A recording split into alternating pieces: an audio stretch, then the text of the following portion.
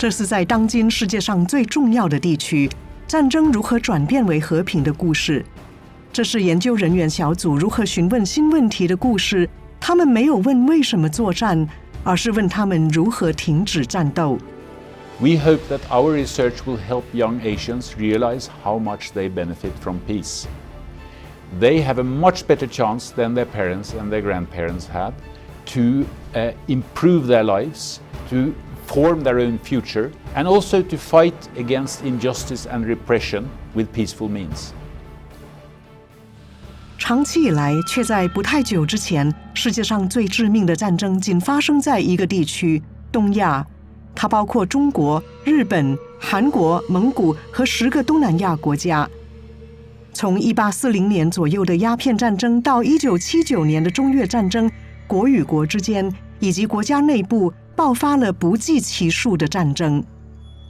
在1949年到1979年间，世界战争死亡的人中有80%死于东亚。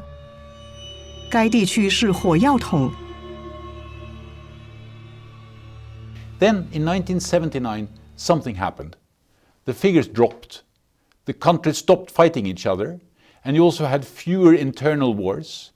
And if we look at the period since 1989, only 3.6% of those killed in the whole world have been killed in East Asia. This is really puzzling. It's something that we researchers want to understand. How can it be that the region suddenly makes a transition, a change from a situation of widespread warfare into a situation of peace?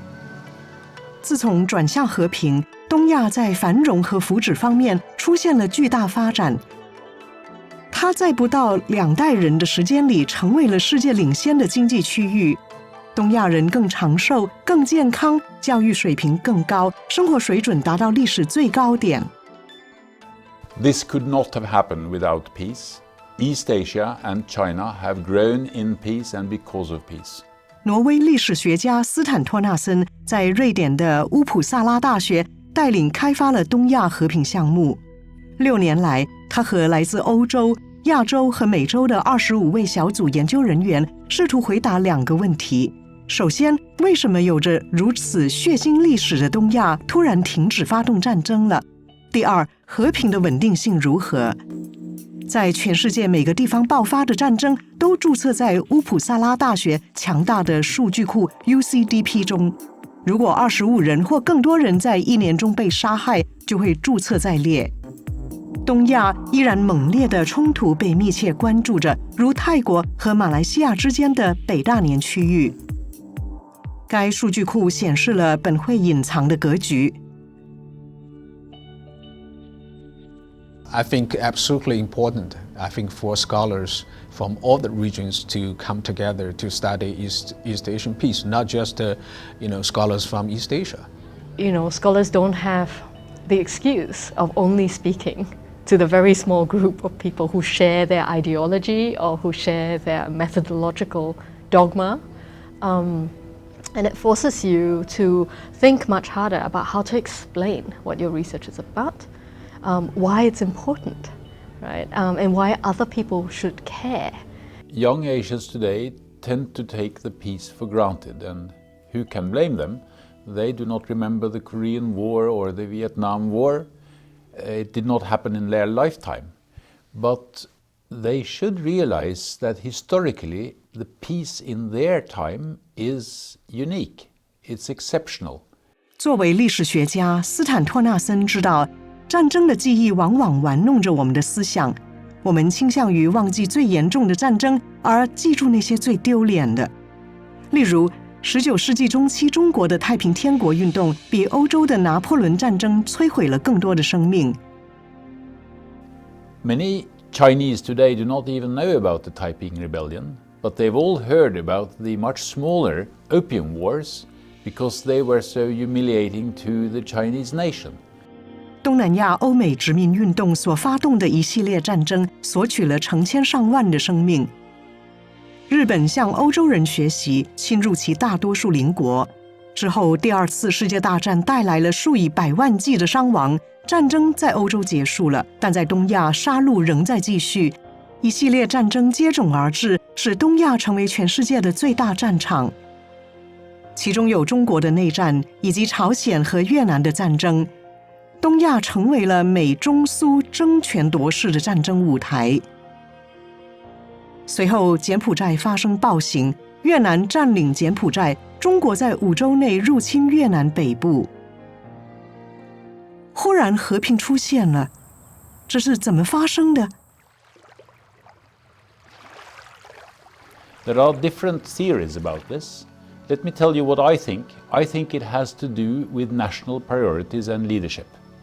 One Asian leader after the other took the decision to give priority to economic growth. The basic idea was make money, not war. And when a sufficient number of leaders had taken that decision, the whole region became more peaceful. 日本是领头羊。1945年，它还是一片废墟，不得不组建新政府。The Japanese decided to embrace defeat. They did not seek revenge. They did not seek to build up their military again, but they adopted a peace constitution which prevented or prohibited Japan from ever engaging in war again and from having an army. This was written into the famous Article 9 of the Japanese Constitution. 日本的和平宪法虽然遭到抵制，仍强制执行，很快就被证明是一个福音，并成为了所谓的吉田学说的背景。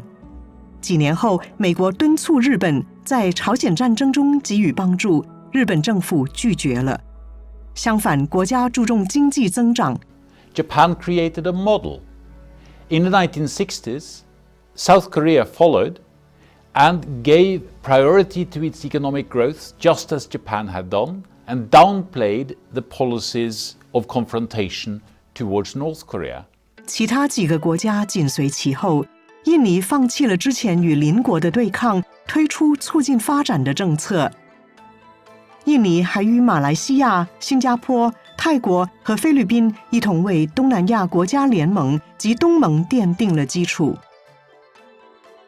而台湾变得富有，放下迎回中国大陆的野心。然而，最大的国家中国呢？越南战争爆发时，中国预计会出现第3次世界大战，毛泽东发动了文化大革命。这是人道主义的，但也是一次经济灾难，它使中国更加落后。Only after Mao had died in 1976 did the Chinese leaders really realize how far they were lagging behind other countries in the region. And then the change came. A new leader, Deng Xiaoping, came to power, and he carried out market economic reforms, and he studied the examples of Japan and Korea.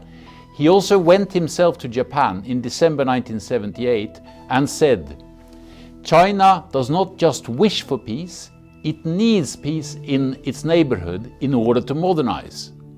此时，中国经济奇迹开始散发曙光，而越南又过了10年才出现了相同的情况。1986年，他决定将经济增长放在首位。而在1989年，当越南不再从苏联获得军事援助时，他们从柬埔寨撤了军。And then Vietnam also started to grow economically like the others. All these policy changes have 3 things in common. First, the leaders decided to put economic growth first and therefore to have stability. They needed peace in order to get economic growth. Second, they all wanted to have good relations with the United States because they needed US investments, US technology, and access to the American market. And third, they all learned from Japan. They followed the Japanese example, the Japanese model. So who can be surprised that Japan's Article 9 has been nominated for the Nobel Peace Prize? 但是，每个人都同意东亚的和平是由少数国家领导人创造的吗？ No. In our research program, we are trying to develop many different and rival hypotheses or theories about what explains the East Asian peace. There are some who think that the peace is mainly due to economic interdependence. 这一理论被称为资本主义和平，各国之间的贸易、投资和分工更多，战争的成本就越高。有些人归因为没有战争，超级大国退出了该地区。Several countries outside the region, in particular the US, China, Soviet Union, kept sending weapons and support to the governments and the rebels in the region. They shifted their priorities and started instead encouraging all these parties to engage in negotiations and peace settlements. 由于美、中、苏停止发动战争，该地区的死亡人数大幅下降。其他人则认为和平是国际法的产物。众多条约和协定使人们无需诉诸武器即可解决纠纷。还有东盟的影响，促使成员国把矛盾搁置一旁，近50年来都避免了互相发动战争。今天东盟还包括越南、文莱、柬埔寨、老挝和缅甸。Each of these explanations has something to say for itself, but I don't think they are sufficient. I think that the only thing that really prevents nations from going to war is when leaders give top priority to the economic well-being of their nation. War is a risky business, and I think those who are willing to take that enormous risk are mainly leaders who are motivated by ideology, strong nationalism, or fear of losing power. 所以在动荡的世界中，东亚仍然是一个相对和平的例外。那么第二个问题是，和平稳定吗？ Unfortunately, it does not seem very stable or deep.